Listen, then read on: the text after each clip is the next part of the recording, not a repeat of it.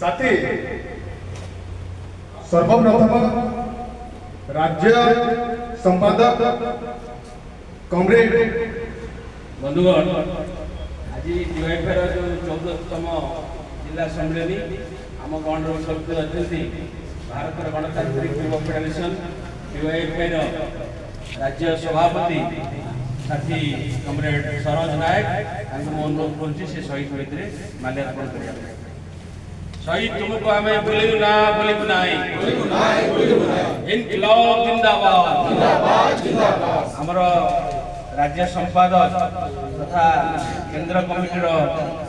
Committee युग्म संपादक साथी जतिन महांती अनुरोध कर शहीदीर रक्त शहीदीर रक्त अमर शहीद अमर रहे। हमरो जिला संपादक साथी शेखर शर्मा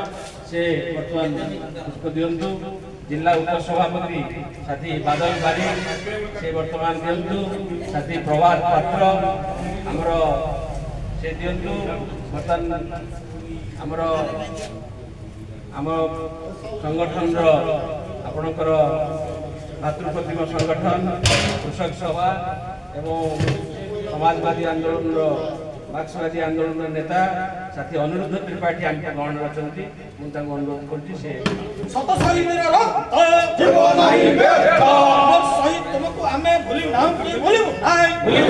आंदोलन शहीद आम तुमको भूली ना भूलू अमर शहीद तुमको जनाऊ